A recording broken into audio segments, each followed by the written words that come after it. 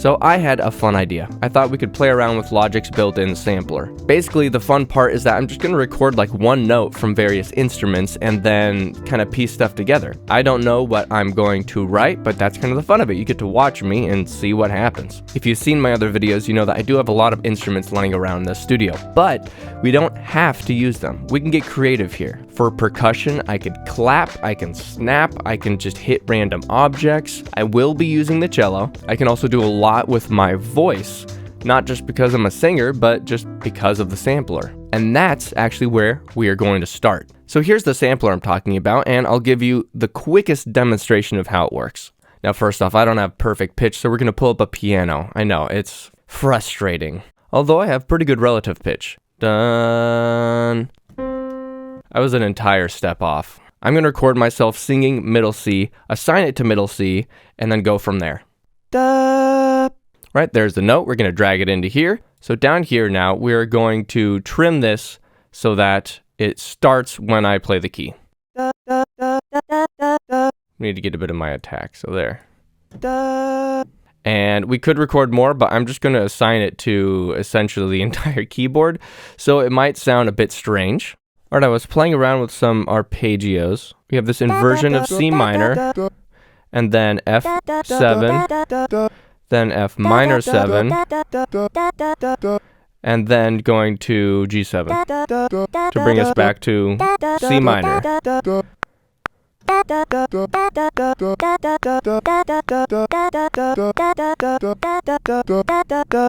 There we go, and we can kind of adjust stuff from there. But now I'm going to record me holding out like a note or maybe a couple things on cello, and we'll see what I can do with that. Maybe record our own pizzicato.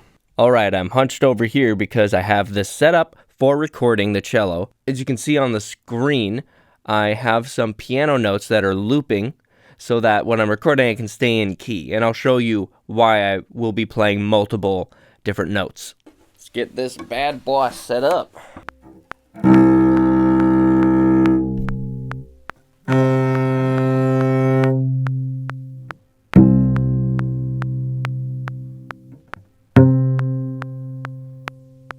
Alright, this is an important step. Alright, now we chop this down. Let's take these longer ones. Just find one that's alright. Let's just flatten that. Take this out. Make a new sampler. Open that up. And now drag this in. So we're just going to get the start of it.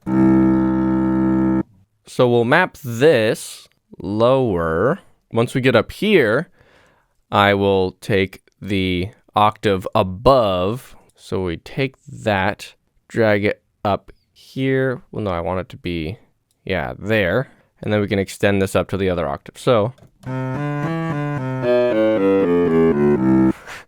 no need to buy expensive cello libraries when you can just do this yourself. Now we're going to see how our pizzicato holds up. So here's the cello pizz. Get rid of these and just do the same thing. And that goes to that C, and now we stretch this. That's not as bad. We're going to put a little bit of reverb on this. So let's get some short string reverb on our pizz.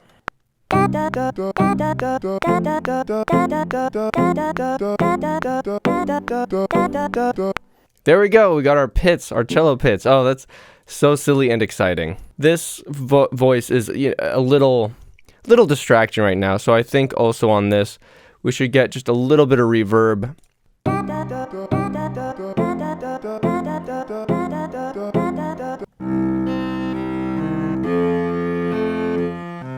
Maybe something like that. Let's see if I can do that.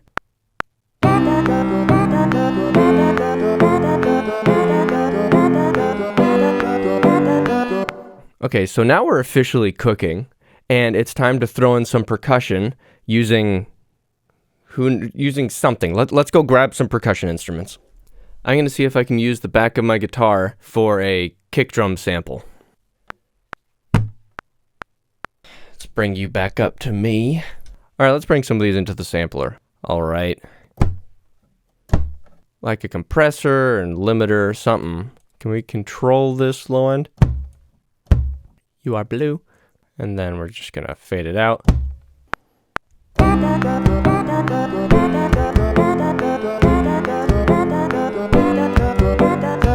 So that's not great, all right, guys? So I need something a little bit higher up. I could like sample a shaker. Let's see what else I have.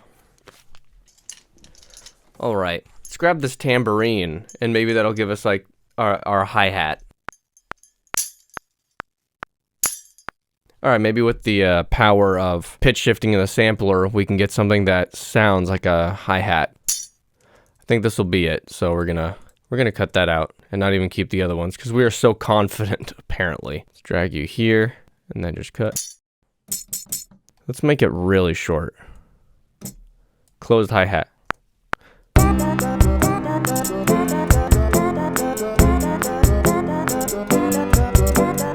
For some reason, this is turning into kind of a hip-hop sounding song. Now it's time for our lead melody instrument. I'm going to pick this recorder.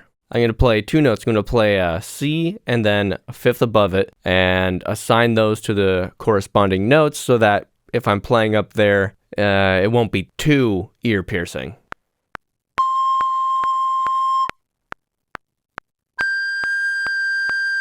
The recorder is recorded. It's time to get it into the sampler, the first and second suspects. So this is C. I'm going to put that here, and then we're going to put this one on the G.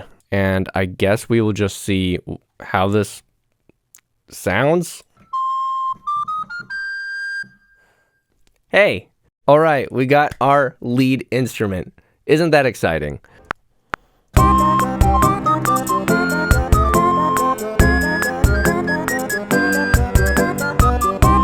So there it is. Let's get a little more reverb on it, quantize it a little bit, but keep it human. And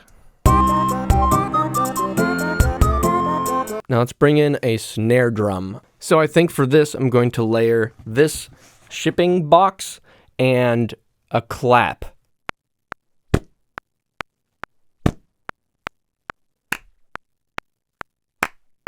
I like it.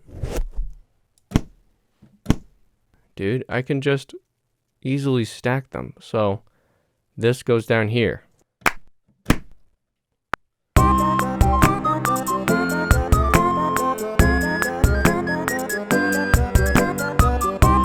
There, that kind of works, offsetting them just a tiny bit. And this one I want to...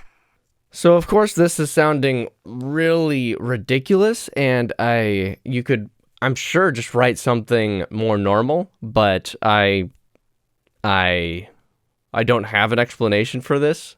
Well, I suppose now we just have to get some bass into there by whatever means necessary. So we're recording guitar in drop D and then pitching that, playing that as the bass. Drag you into here.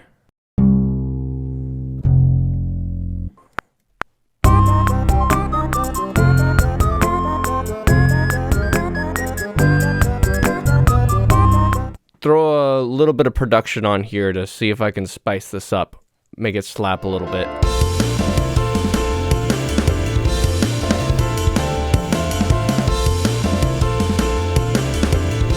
Now we throw ozone on, and I will unveil the final result, my magnum opus.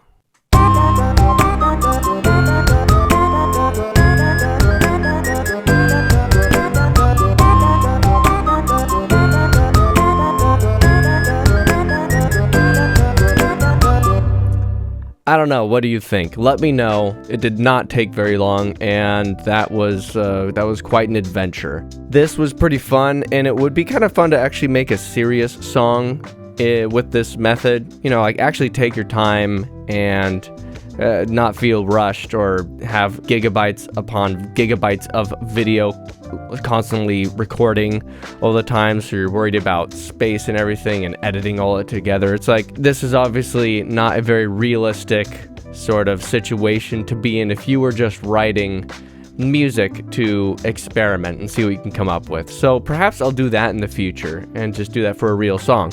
But for now, this was just fun. And hey, the great thing about time constraints is that they usually end up being funny.